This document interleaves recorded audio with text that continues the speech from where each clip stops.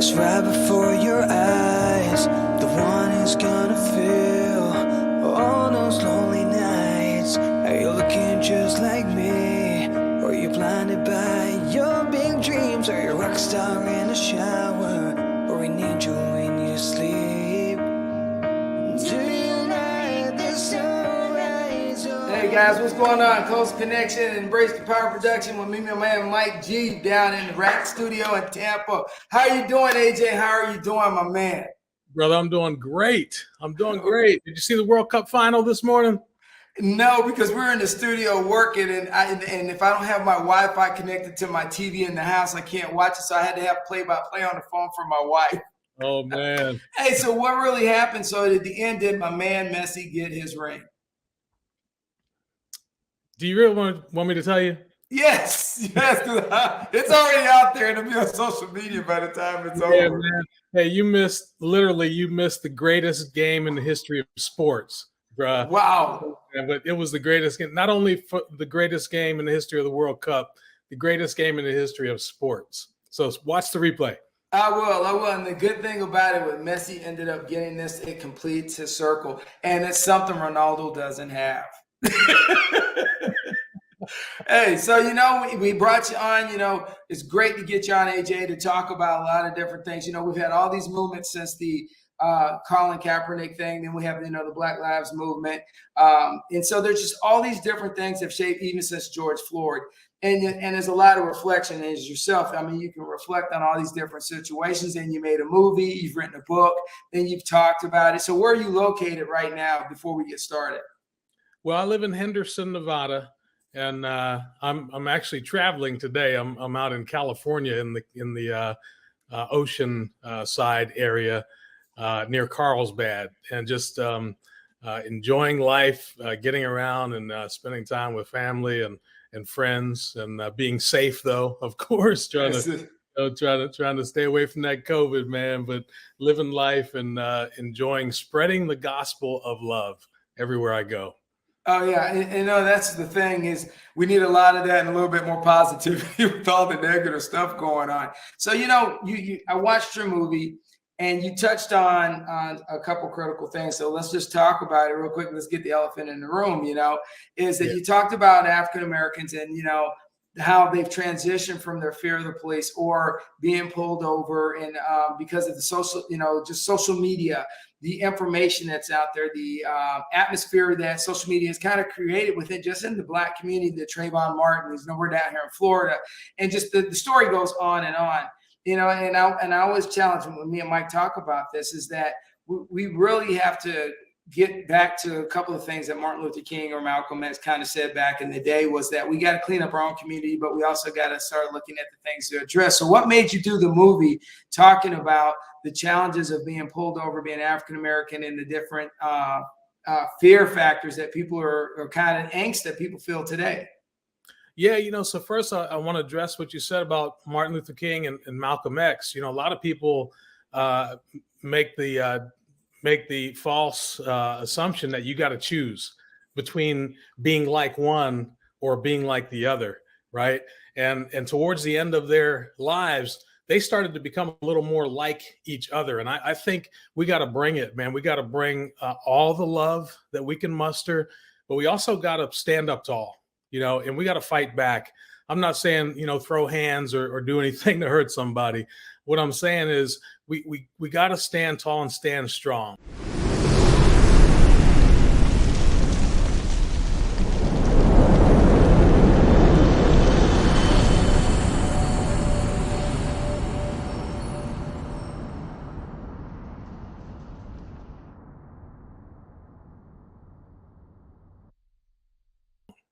And we've got to fight for justice, because those in power that have all of the power, they don't want to give that up easily. And they'll walk all over us if we let them. People have shown that to us time and time again, even though, we've served our country, even though we contribute in our communities, we still have to fight for every inch of freedom that we have as Black people in this country.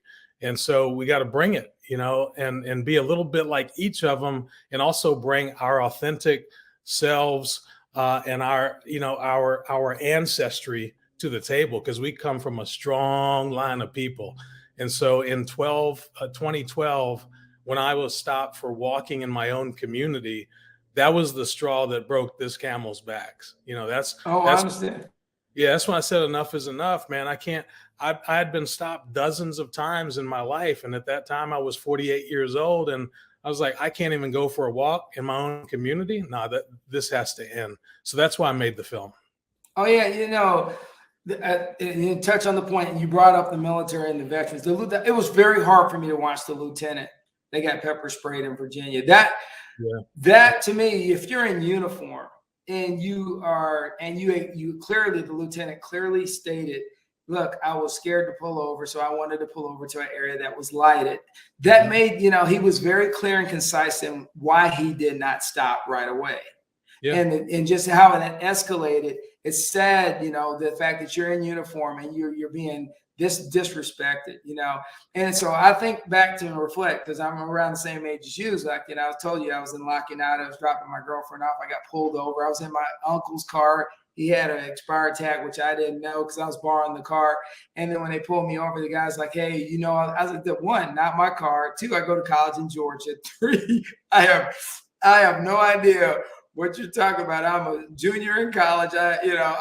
No warrants. I'm minding my own business, and the fact that the interrogation that I went to and the humiliation of being sat on the curb right there in front of my girlfriend and being humiliated, it made me reflect on a lot of things, but it made me realize that, a lot of Nelson Mandela is that you can't exercise your rights unless you understand your rights. And so I think from an educational standpoint, and Malcolm X clearly said this back in the day, is that we got to, after he came back from Mecca, he said, we got to start cleaning up our own neighborhoods. We got to start educating our own children. And sadly, in 1967, they passed the welfare bill. And it pretty much was the deterioration of the African-American family at that point, because they removed fathers from homes. And then we had a high incarceration rate by 1976 of African-American, young African-American males in prison. So it all comes full circle. And as you looked at your film, you had a diverse cast. So let me ask you, how did you find yourself? How did you shape that and make sure that you touched on like every area with a diverse cast? Yeah, well, we interviewed more than 50 people, and we had more than 60 hours of footage. I'd like to think that I had everything to do with selecting the final folks that came into the film and whittled down, the film from 65 hours to 90 minutes. But there was a combination of an extraordinarily good team of people that I worked with and divine intervention. There's no other way to put it, because the final product that we came up with on a $60,000 cash budget and a lot of favors thrown up on top of that turned out to be a film that if HBO had made it, they would have spent $2 million and it still wouldn't have been as powerful. These folks in this film, some of them I knew, and some of them I met along the journey between 2012 and 2017 when the film came out. And some of the connections we made were just miraculous. One of my associates found a link to the story about Andrew and Jamel, the two people in my film, where Andrew's the cop and Jamel got framed by Andrew, sent Jamel to prison. And then when they found out that Andrew had done wrong, they let Jamel out and put Andrew in prison. And then when they're both out, they became best friends, like brothers, and they still are to this day. I couldn't have dreamed that up. And so we found them while on a plane, and I spent about 30 minutes trying to track them down on the plane using the Wi-Fi on the plane and email, and got through to them. And we were able to scrape together some pennies and dimes to fly out to see them several months later to come up with what was the perfect ending to this film. So if anyone out there hasn't seen it, they really need to watch it, because just looking at the title, Walking While Black, Love is the Answer. A lot of people might think, oh yeah, I've been there, I've seen, that happen. I know about what's going on, but nah, you don't know until you see this film, because it comes at the issue from a 360-degree angle. We've got cops, We've got people who have spent time in prison. We've got other people from all walks of life in this thing. And it really just, every time I watch it to this day, after seeing it literally hundreds of times, I still learn something new every single time. Well, authenticity matters, and you talked about your budget, and if HBO or Showtime had the budget, it'd be a lot. The authenticity of the short film, the authenticity of the independent directors, and is growing. And what do you think is that independent films are becoming more and more prevalent? Is it because we have access to social media, or is it that we're able to see things and we have the phone, the weapon of choice, to be able to correlate our experiences real time? So what's your thoughts on that, AJ? Yeah, when you've got phones now that shoot in 4K and 8K in some instances, you can come up with some pretty dynamic shots, but you've also got to have the technical expertise. And we fortunately had some really good people doing the shooting and editing and all that stuff. And we spent just many, many hours, thousands of hours poring over every second of all the information. So, it takes a combination of things, but media has definitely been democratized. We've got access to incredible equipment at very low cost these days. And social media has just changed everything. It's changed literally everything about production. Oh, no. And it's reshaping the world. So, as you look at this, what platform were you, what audience? Okay, so first let me ask this before I go any further, is how did you decide to get on this project and get it funded and do it? Or did you just have a moment you said, okay, this is something I need to do and I got to figure out how to get it done? So, because I know for a fact when it comes to funding, budget, getting people together, me and Mike G, we go through it on a regular basis with this production because we have a team that everybody understand we got somebody behind us. It's just not me and Mike G. We get things done and get it marketed. So how were you able to get financing and then decide, this is how I got to put the team together? Because that's not easy, man. It's not. No, it is not. And, back in summer of 2012, when I first started on this journey, really nobody wanted to hear anything about this. It wasn't in the news every single day. And it wasn't like people were lining up in the Black community saying, hey, we gotta stop this. Because quite frankly, the most pushback I got in the beginning were from Black professionals who didn't want to put their neck on the line. Attorneys and business leaders and others who literally told me, man, I feel for you. And that's happened to me, but I don't want to lose my business over this, Wow. Dude, so it was not easy, man. We struggled for 2.5 years until September of 2014, when I actually had an epiphany, a life change. I was over in Hawaii. I just finished a 50-state golf trip. And I did that trip not just for, it wasn't a boondoggle, man. Don't get me wrong. No, I didn't look. Hey, I love golf, so I'm just like me and Mike both play. I'm like, yeah, okay. As far as I'm concerned, as long as you're on a PGA course now and then, just like check. Right. So yeah, I do love golf, and I've done a lot of golf writing and so forth. But it was a time in my life after going through that experience and then fighting with the police department in Howard County, Maryland for months and months and months saying, I just want an apology, dude. That's all I want. Just admit that you were wrong and then pledge to do something better and let's move on. And they refused to do that. And not only did they refuse to do that, but when I got into internal affairs and with the NAACP and with the Human Rights Commission in Howard County, I started to get followed and stopped practically every time I got in the car. And when they started to follow and stop my wife as well, and when I started to get death threats, that's when I became concerned. And so I say, you know what? If y'all are going to come after me like this, then I'm just going to go and do what I do. I'm in the media. I'm just going to tell the story, and you can do whatever you want.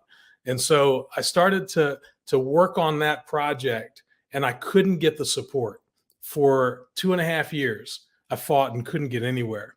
And part of it was that I think spiritually, what I wanted to do was not in line with what was inside me. I wanted to make a film that was just going to get everybody fired. I Oh, you was want sick and to tired. expose people. Yeah, man, I was angry. I was upset. I was frustrated.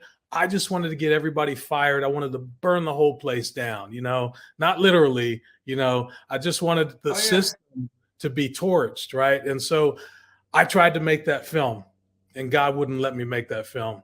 And so in the waters of Kailua Beach, 2.5 years after that, I had decided to go on this golf trip just to clear my mind, just to say, you know what, I'm going to take my life back.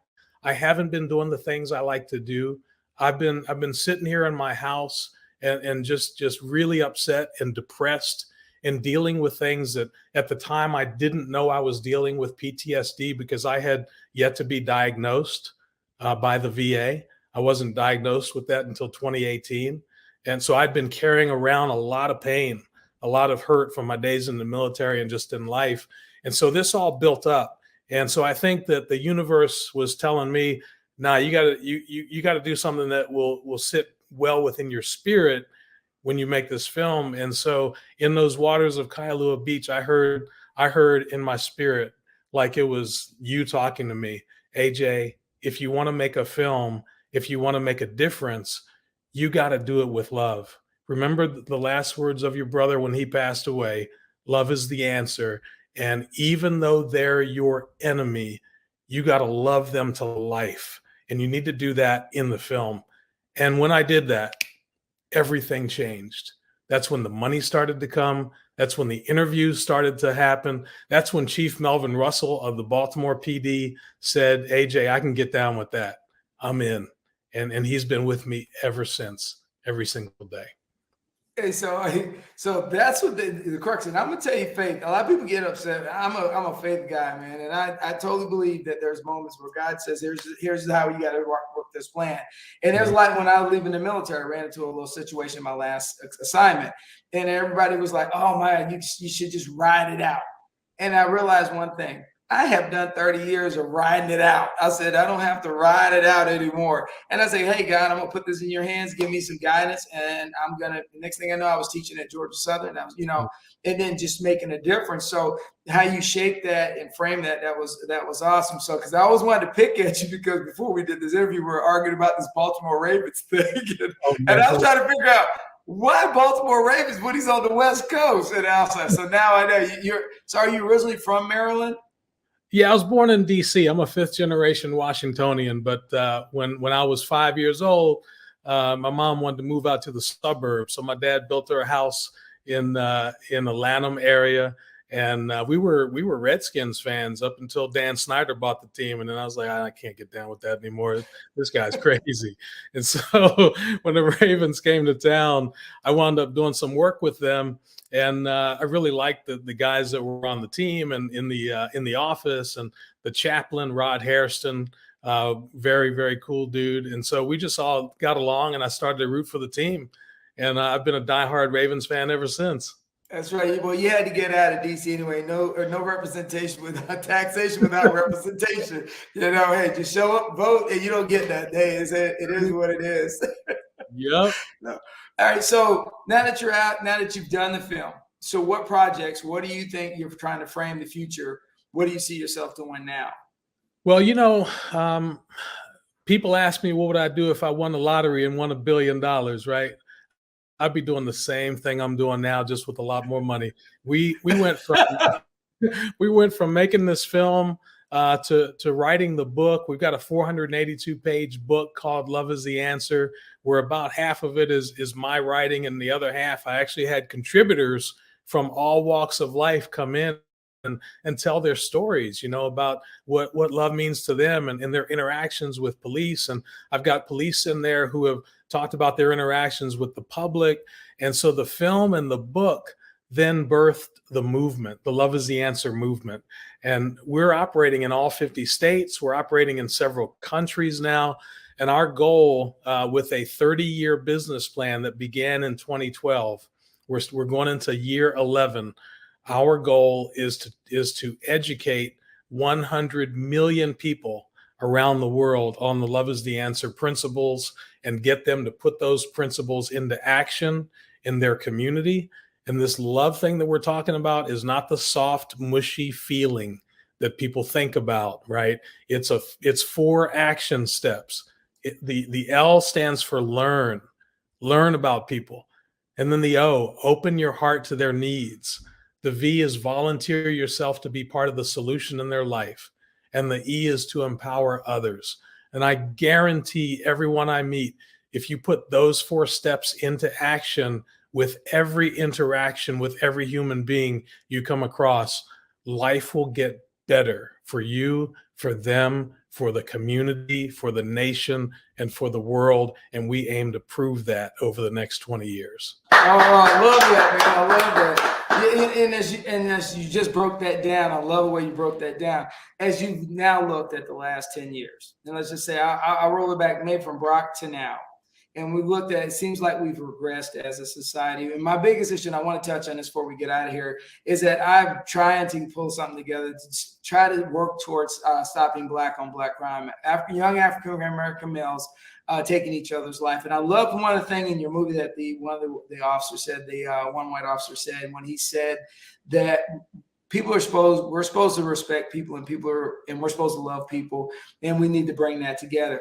I think in the African-American community, we gotta get back to a few of the basics of not taking advantage of people in our own community, but actually, and the reason I think Malcolm X has gone to this day is because he started saying it's time for us to actually take care of business in our own community, clean it up, remove elements that are destroying our communities, and be a part of our society, to be be a force multiplier, as in a life taker.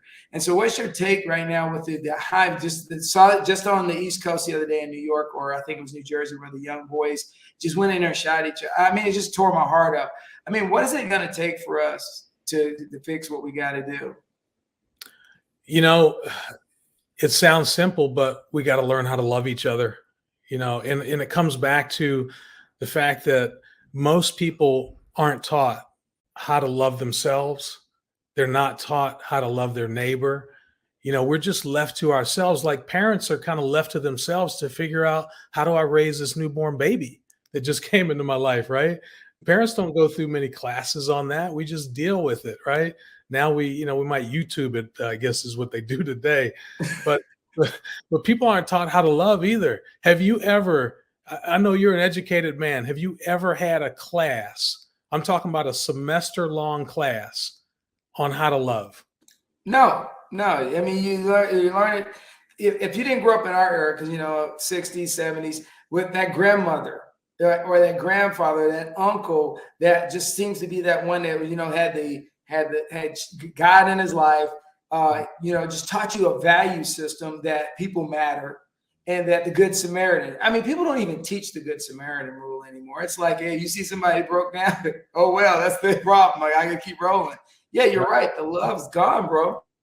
Yeah, it's survival of the fittest, and that, man, I'm telling you, that doesn't take us anywhere. We got to learn how to love each other. And so, if you're a parent watching this, sit down and have that talk, with your kids, not once, not twice, but 50 times, right? About the importance of being there for other people, and also for self-care. We just lost an incredible person, not just a great dancer, but an incredible human being. Twitch took his own life, yes. Right? I don't know the details behind it, but I know I tried to take my life in 1983 when I was in the service. And I thank God that I was stopped, by the security police who had been called to come check on my welfare, and it's ironic, right? That now I'm doing work to improve police community relations. We gotta get back to basics, about how do we take care of each other? How do we become this Ohana, which is, Hawaiian for family and extended family? Like my neighbor, the person down the street, I need to treat that person like they're my favorite family member, right? I can't be walking around having beef with everybody all day long. We got to figure out ways to get along. And sometimes that means saying, I'm sorry. Sometimes that means, saying, look, I was wrong. I shouldn't have spoken with you that way. Will you forgive me? Please. That's another Hawaiian principle that we bring into our work. It's a funny word called ho'oponopono. And I love that. It's, it's about reconciliation and becoming one with each other. And then, finally living with Aloha, which is literally the breath of life, right? We got to breathe life into each other. We got to spend time and get below the surface and make sure that each other is okay. Spend the time to make sure that we do the self-care that we need, meditate, do yoga, whatever you need to do, go for long walks, forgive yourself, stop carrying around so much pain, right? And we got to do that work. And is it manly to do that? Absolutely. A real man and a real woman, and whatever you consider yourself, if you take the time to do that self-care and you take the time to care about others around you, the clouds will go away eventually, and that rainbow and that sunshine will come out. And that's what we need to see in this world. We're warriors, right? We've been trained to be warriors, but the biggest, most powerful part about being a warrior is knowing when to bring peace, knowing when to love people, right? Knowing when to have compassion and empathy and show grace. And that's where we need to get to. Yeah, Even Abraham Lincoln at the end of the Civil War, as bad as he had issues with the South, he literally tried to put it back. He used the Bible as his construct to try to put America back together and move African Americans forward, and then try to bring balance to the South. And so we have people in this world trying to make the difference. It's just ironic that you don't hear about these people, and they're not on the news. They're like yourself, AJ. The thing is, this is something that the news should be promoting and things you should be hearing about it. But no, it's breaking news on the crazy on a regular basis. We just don't see the positive lights that Anne-Marie Johnson, yourself, and so many other people are trying to do to help the communities out there. So before we get out of here and wrap this up, what words, if you had to leave your imprints in this sand, in this history of where we're at in America in this 21st century, what words would you leave with everybody out there? Oh man. Well, it's simple for me, man. It's love is the answer, going back to that. I'm going to say it again, just to make sure the people in the back hear it. Learn about people, including yourself. Open your heart, volunteer to be part of the solution, and empower others to do the same. Those 4 things. If I can get people to embrace those 4 things, that kind of love, and leave that kind of a legacy, then I've done my job here. All right, amen. And so with that being said, as me and Mike G says from the Iraq studio down in Tampa, Florida, my man AJ, we blessed, and you have a Merry Christmas and Happy New Year, and we appreciate you, man. And with that being said, as me and Mike G always say, keep it rolling.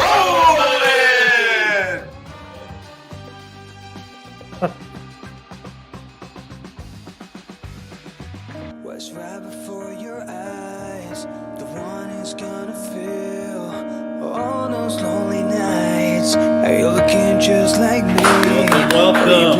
Oh, Mike, I had to get my little squirrel on, man, because I was all into or we need you when you everybody has sleep. post-traumatic stress. It depends on what area you come from. And some people take medication, some A little crazy. Hey, so we want to. It's always been It's working. It's really nice.